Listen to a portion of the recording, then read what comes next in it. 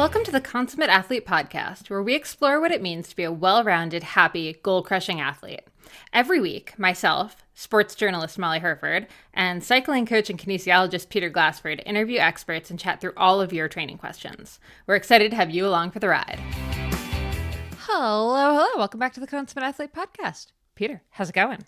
It's going well. We've had a big weekend of watching sports. You've been reporting on both the Giro and then also on Unbound with the Queen Stage podcast. And we've been watching this with athletes we have in Unbound, certainly. And then I guess I should also mention there was a Canada Cup this weekend as well, which is also important. So yeah, lots of racing and watching racing this past weekend.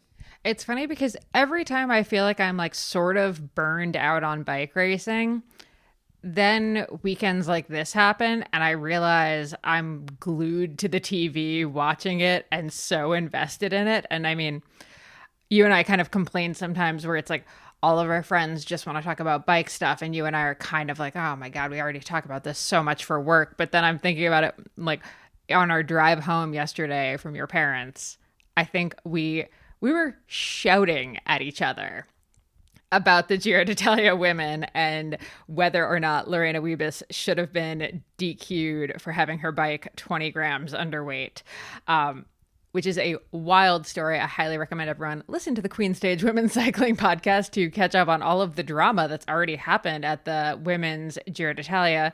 And we're only 2 stages in, I guess 4 by the time you're listening to this, but anyway, yeah, really, really interesting, both racing and then just drama with that.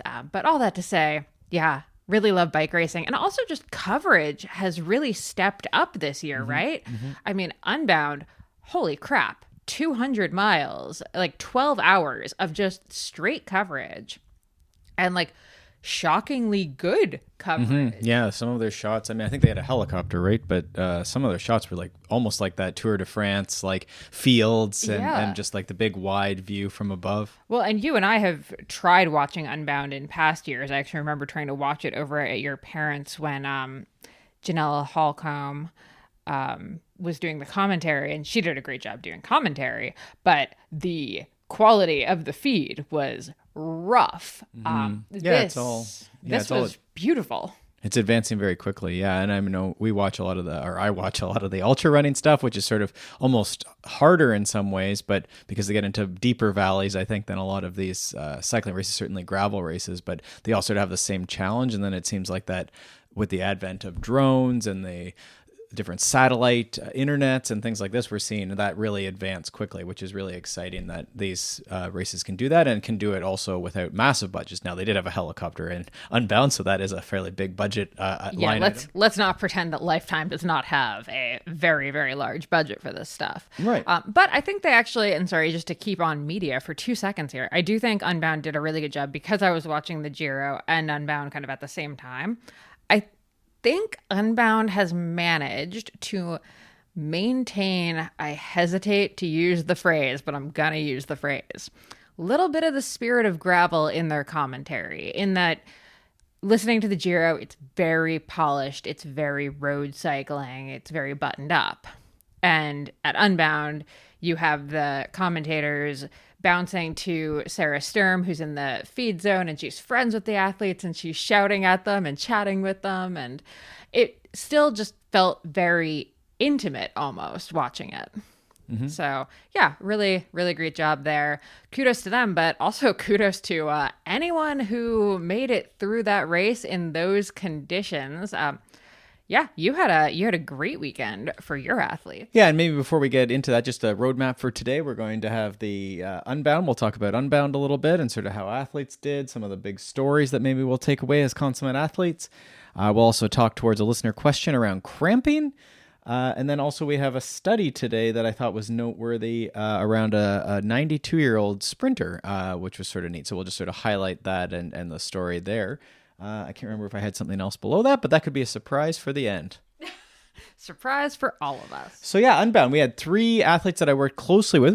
We also have the Unbound plan that different athletes take on, but they don't necessarily work directly with me aside from taking that plan. But the 3 athletes we had this year did really, really well. And I think all beat the sun actually, which is really impressive in this year. Things were a little slower. But yeah, they all sort of beat the sun, got in before dark, which is always like sort of like a sub goal. They do sort of recognize this at Unbound with a certificate of some type.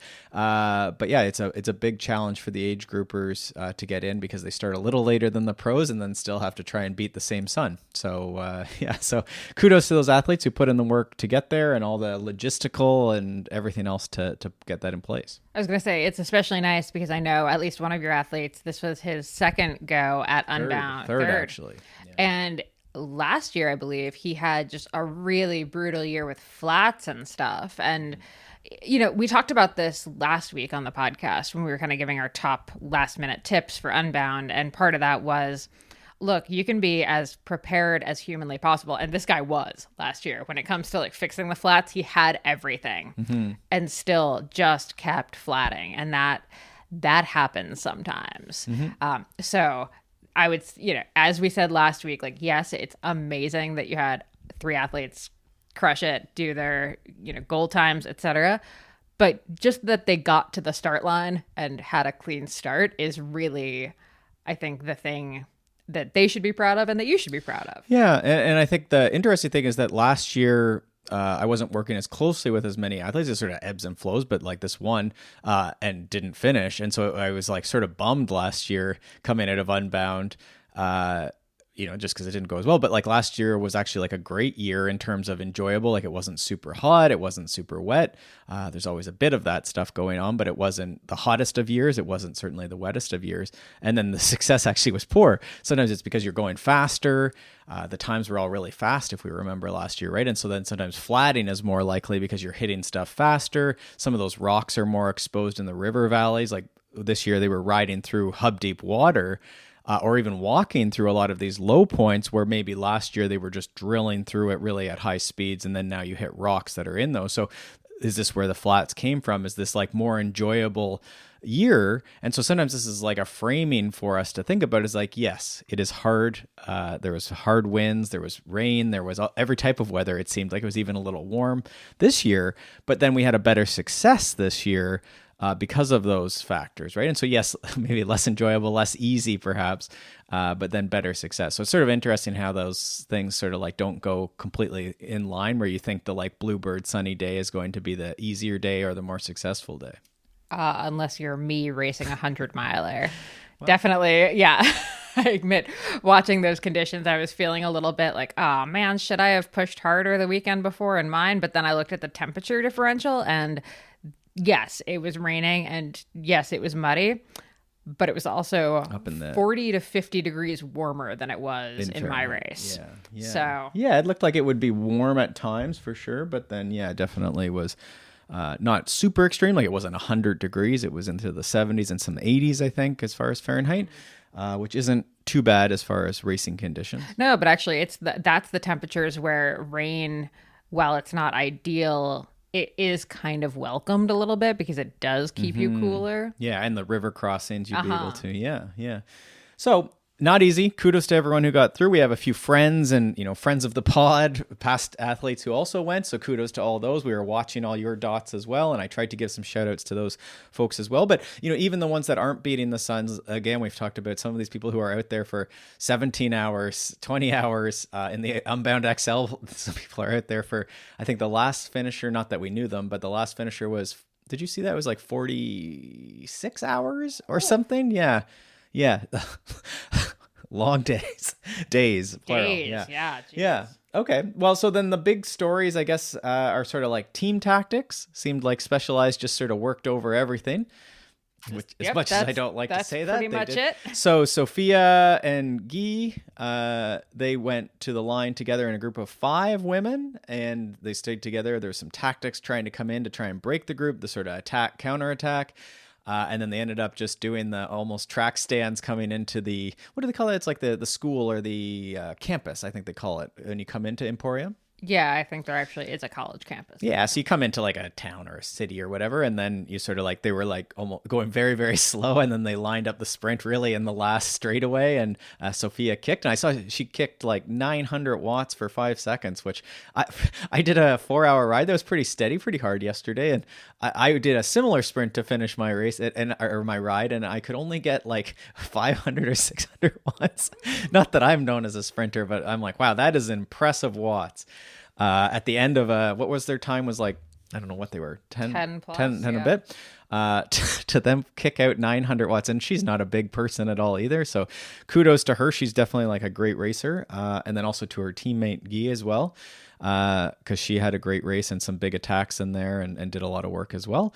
And then also the other 3 women in there were on their own adventure as well, and lots of ups and downs and off the bikes, and a few of them went right into the rivers and waters as well. Yeah. It was very, very fun to watch. The men's race. So again, go check out Queen Stage Women's Cycling Podcast because we talked about it ad nauseum. Also interesting was definitely the men's race. If you were watching the entire thing, you would have seen where the leader, Mads Wirtz Schmidt, he flatted. He got a rear flat, and he was with his teammate Keegan Swenson, and they stopped. They tried to troubleshoot it. They were about 9 minutes ahead of the chase group at that point, and Keegan ended up giving Mads his wheel. Yeah, I heard 8 plugs, and they couldn't get it to seal, so then they ended up doing a wheel swap. Yeah, and then Keegan had to kind of troubleshoot that back. He did eventually I think he tubed it. And got rolling again, only to find that he like dropped some pins out of his cassette or something, had to go back and get them. It was a whole debacle. Right. He still ended up finishing 5th, which holy crap. It does make you wonder if he had kept it, like if he'd kept his wheel and made Mads figure it out, would they still have gone 1 and 5? And I actually don't think so. I think Keegan almost needed that mental reset. Because it was obvious he was saying, you couldn't see what he was saying, but it was clear it was sort of you're having a better day than me, you go ahead, like figure it out.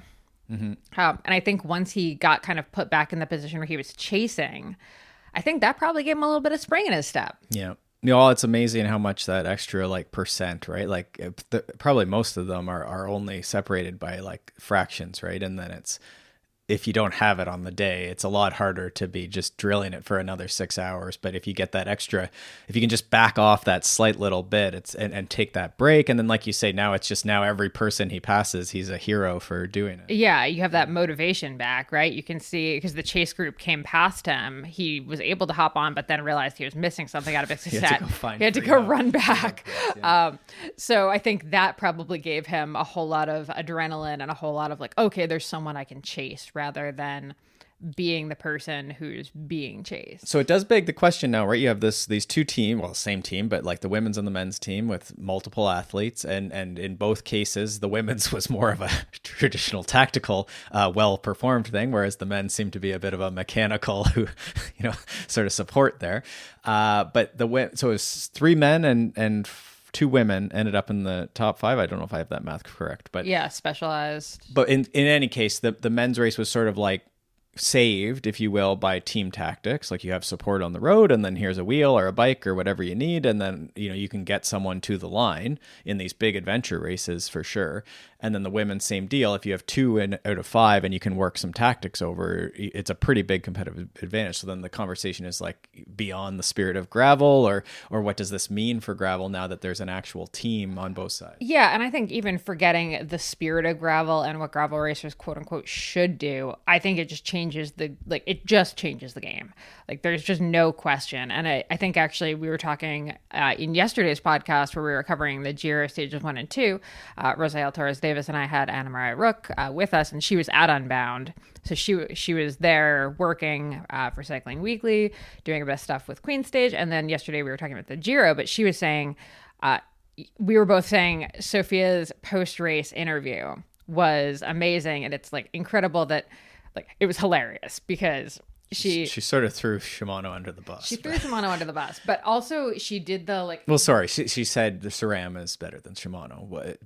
But she didn't just say SRAM was good. She specifically said, so I think it beats out Shimano. Right, right. Which, yeah. And Shimano is the title sponsor of, or not title, but like one of the big sponsors. Very funny. Yeah. But I said it was so impressive that she could do that NASCAR style, like, I'd like to thank, and then you just like rattle off every sponsor, like, and you're giving some like key details about each one. It was very impressive. And then Rook was like, yeah, you know how that happens, right? And we're like, what do you mean? She's like, well, they cross the line, and not only are there mechanics there to take their bikes, and like the soigneur is there to like give them the wet face cloths and to do this, that, and the other.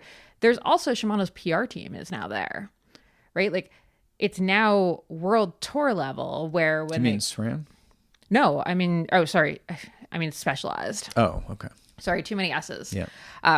The team's PR people are there. Like it's like finishing a world tour race where the entire, like they have these very full teams, these very polished media things. So I think that is also going to change the game, right? Like I said, Unbound is cool because they kind of are maintaining this bit of a more casual commentary and stuff. But we've seen even, 3 years ago in gravel, you had these, what are they called? Vlogs from riders that were definitely very handheld camera, very casually done. And you could do that and kind of make a name for yourself. And now the level of professionalism required for your racing, for your social media, for all of this stuff is coming up. So my big question is they were talking about this. They're saying like now there's riders getting into gravel as their primary sport from a young age, right? We actually saw a lot of sub 25-year-old riders in Unbound. There's a U23 race that did the 100, which I'm glad there's talk about whether they should do the 200 or not. So I do think that's the correct. And I think there's actually, it's not a NICA thing, but there was a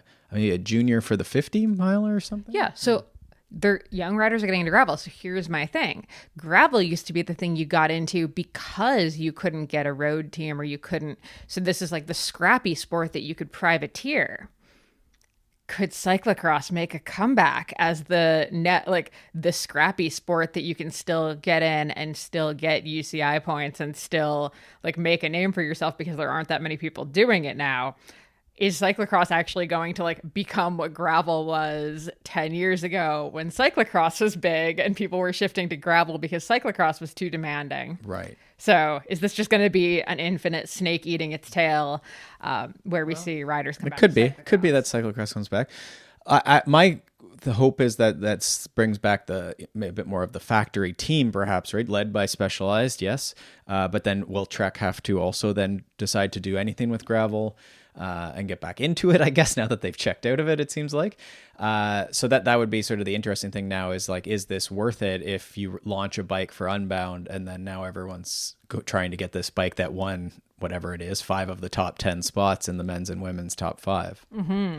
Yeah, so very interesting time in American racing, we'll say. So my money is on cyclocross. My money is always on cyclocross, though, let's be honest. Okay. Last note I hear, I talked just briefly on Instagram with Andrew L'Esperance, or Lesby, who is a very smart racer. He's been doing this for quite a while now and also an engineer. So he always seems to make it, the last couple of years he's been making it into the news because he has like an automatic lubricant application that has now been copied by mechanics.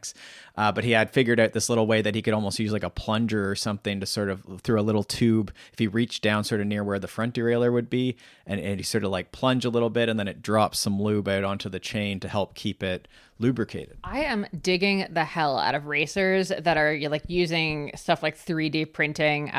Cecily Decker, who is one of the top 5 women, made her own mud scraper with a 3D printer. You've got Lesby making this little device. Like, I love riders taking this stuff into their own hands, and I'm hoping that like they're actually able to capitalize on that a little bit. Do something, yeah. So that mud scraper was a really cool like variation on the traditional, like Unbound has made a name for itself with these paint sticks. So this is a paint stick 2.0 that sort of scrapes the tire really nicely. And then as I was saying, I was talking to Andrew and he was saying that this year he thought was actually like pretty hard just because the conditions were so hard and you were sort of into different things and the wind was really bad and then there was like rain and then not rain.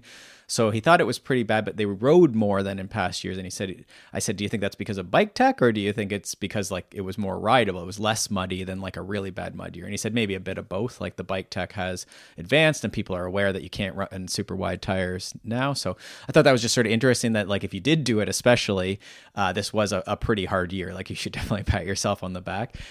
Even if it wasn't the one where like you will have to walk for 20 miles on the side of a gravel road or something.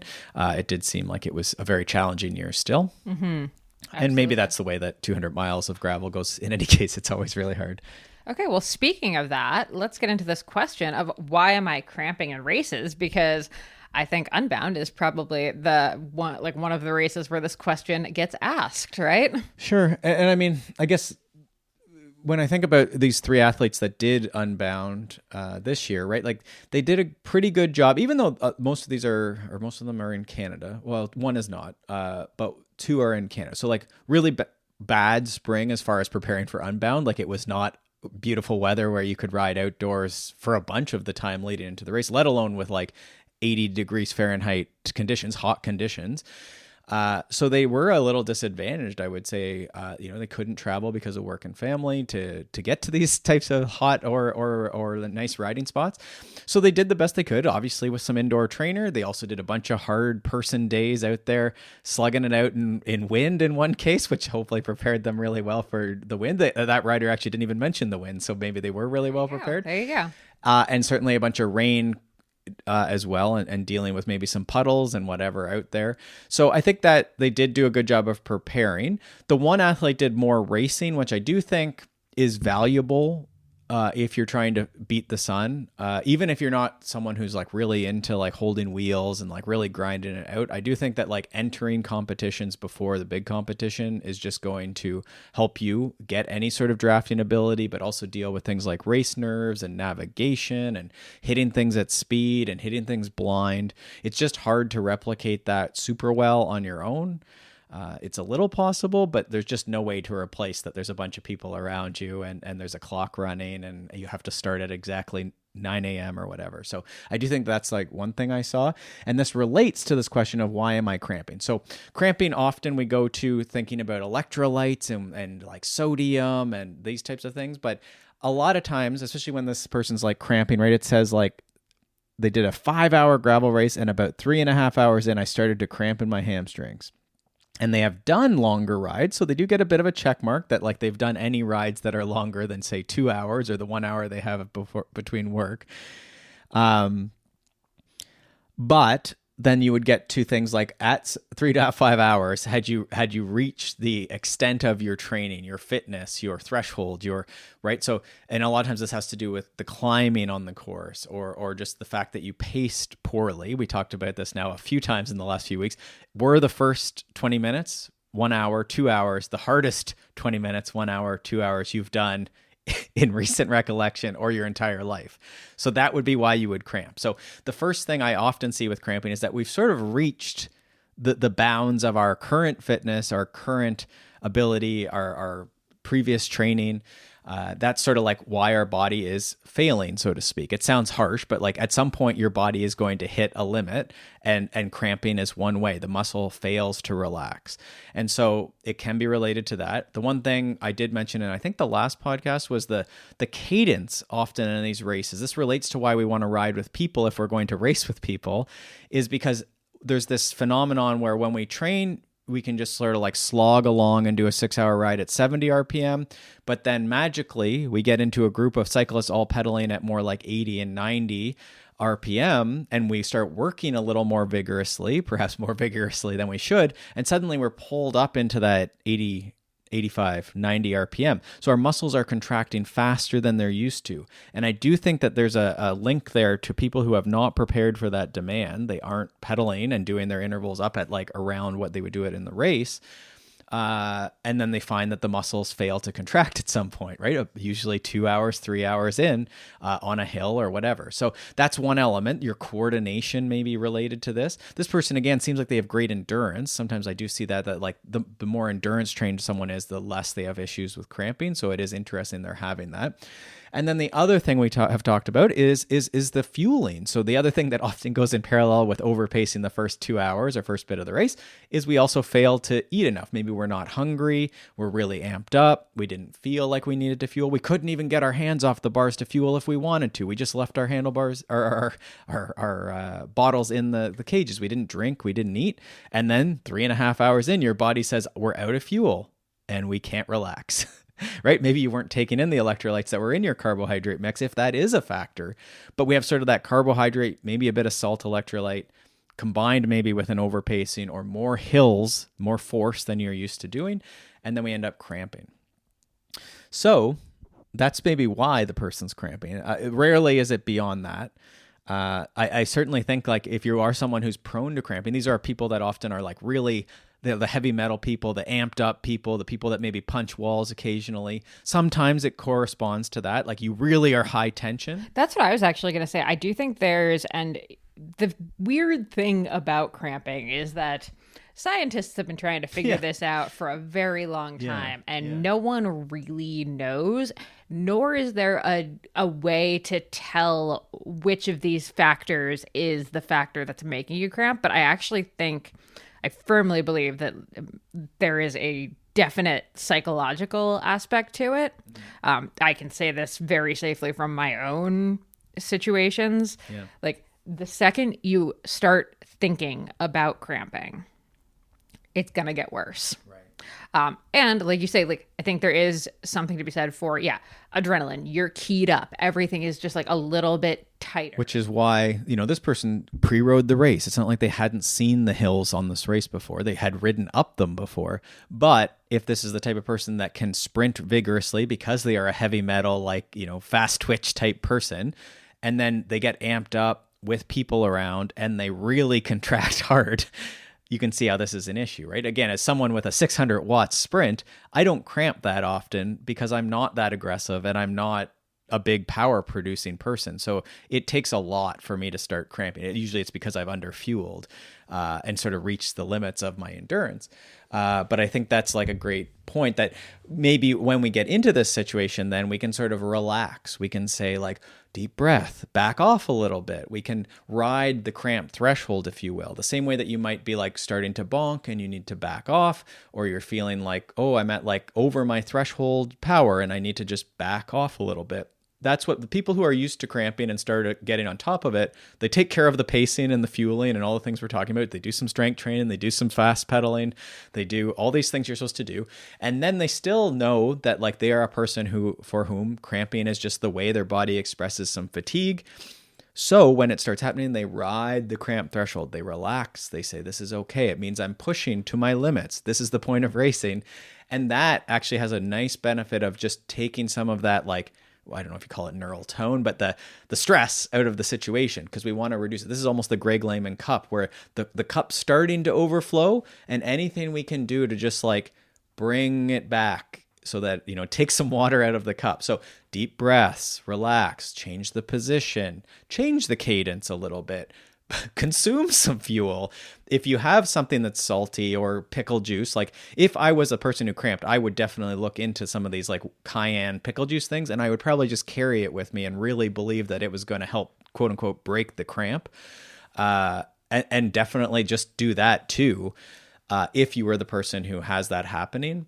But we do want to be almost without fail when someone tells me that, like, you look at the file and it's pretty obvious that they're burning, like the heart rate's up at threshold, the power is spiking over their threshold, and then they've done it for 3.5 hours. And no one's, not even the pros are walking away from it. It's just their threshold is higher, right? For sure, yeah. And I think a lot of people, again, including myself here, like we don't want to admit that we're a little bit over, but it's not that you've gone from being at your endurance pace to being at your sprint pace. It's that you've gone from like your tempo just over into threshold, right? Like we're talking like you're going like just that few percent points harder. Mm-hmm. And I like that's enough to make a difference, even though it doesn't feel like it, right? Like in your head, you're like, but I'm only like 10 watts over what I would normally be doing. And why would I be cramping at this? Well, because you're now into just that next bit. And it could be that earlier you're forgetting that when you were fresh and motivated, you were also drilling it. And the thing I always struggle with is like, if you're one of these pros, right, you have such a high threshold that you can absorb a lot. As you get less and less fit, the problem is like you do have to push probably over your threshold to get up hills sometimes, right? So there is sort of like a dilemma there. But to your point, yeah, you can still progress. You can still like pedal. It's just, again, you have to shift things a little bit, and maybe you do go into more of that tempo, finish it off steady, that type of mindset versus continuously spiking it over. Because we do know that like as you go over that, it's not just a 10 watts, like those extra 10 watts cost a lot more than the 10 watts under the threshold, right? That would be the theory, is that it's exponential. That's why we call it like a threshold. When they find that in a VO2 max or a threshold test, that line is exponentially, it's getting steeper and steeper because the cost on the body, it's suddenly really accumulating faster, whatever you want to track there, whether it's the lactate or the fatigue or whatever. Mm-hmm. All right, so there we go. A couple ways to troubleshoot and different ways to think about it. Yeah, and we do like that idea of just like trying to train the best we can, but also just not thinking of it as like the end of the world, but just this is in the same way that your device might flash like a red flash that you're over your threshold. It's saying you are at this cramping threshold. And then what are some solutions? Again, we mentioned sort of like check in on the fuel, try and keep it steadier for a little bit, shift up how you're pedaling, how you're sitting, standing. And then, just trying to talk nicely to yourself and get through that. And we have a few friends over the years who have like really mastered that really and tried to frame it as a positive, that they were like fresh and able to push themselves to that, right? And a lot of people can't push themselves that hard. Yeah, for sure. Okay, perfect. Last thing, let's talk about your 92-year-old sprinter study before we wrap up. Sure. So this was a study done in a 92-year-old sprinter, a woman, and this was in the Applied Physiology, Respiratory, Environmental, and Exercise Physiology. I don't know if that's the journal, I guess, in May 2026. We'll put the link to it. There's been a bit of news coverage as well around it. But I thought for our purposes, this 92-year-old person, they had trained in their teens in school, I guess, and then sort of did stopped training, stopped running for, I think it was, can you see that? It was like 25 years or something, right? Yeah. I don't see it there. In any case, there we go. 25-year break. So 19 to 30, they were a competitive sprinter. So they laid a good groundwork, like they understood the sport, but then became a mother, did a career for 25 years. So 30 to 53, didn't train, it doesn't mention the exercise and the lifestyle. But then at 53 to 92, so about 40 years, just like trained consistently, which involved continuing to do track running for that long is really impressive, especially since they did it for 20 years before, but started basically from anew, obviously with knowledge of the sport, but at 53 years old, and then just for very consistently 2 to 3 sprint workouts a day. I tried to do a bit of digging through different news articles. No, per week. 2 to 3 sprint workouts per week. Did I say year? You said per day. Oh, not per day. Yeah, not doubles. That would be confusing. No, so like not a ton, but she also is very active in that like she bikes a little bit and walks a little bit, but not like crusher hours or anything like that. No, what jumped out to me right away was she has the morning walks with a friend on the daily. Yeah, and I'm pretty confident on that. But yeah, just sort of like, and simple whole foods, no weird diets or anything like that, eats most types of foods. And then the study, though, to get to that, was that her sprint ability, you're going to have to help me find these here, Molly, in this her large nerve book. to muscle communication? Yeah, so neuromuscular, that was like akin to was it a 50-year-old?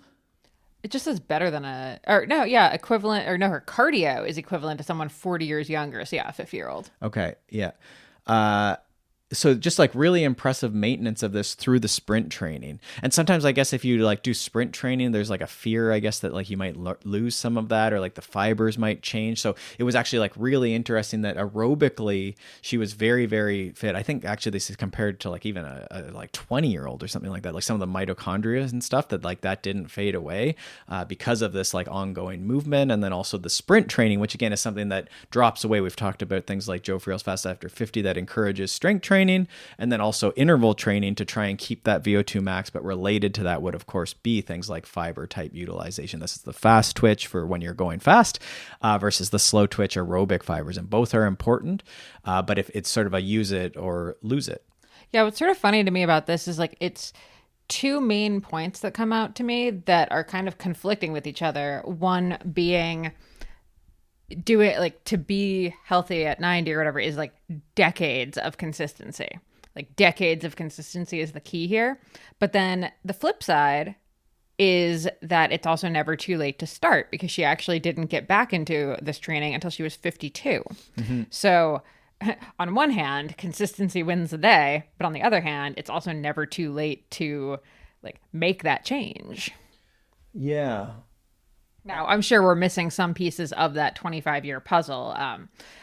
Like you say, she was competitive until she was 30. So I somehow doubt that she sat on a couch collecting dust for those 25 years. No, I think she was a chemist or something. I think, or a chemist, yeah, something like that. It was the story. We don't have that here in the notes, but I'm sure she got it, doing stuff and kept moving. We're also and I mean, even just this is like where we start getting into back in the day. Her break from sport would have been, okay, if she's 92 now, like in like the 70s and 80s. So we're talking about a time where we were not attached to our screens, and there was probably a bit more just daily movement anyway. Right. So we probably did not have a complete stoppage of doing stuff during that time. So she's probably been fairly consistent her whole life with at least some kind of movement. But nevertheless, all that to say, you can still be getting better. Well, start in your 50s is possible.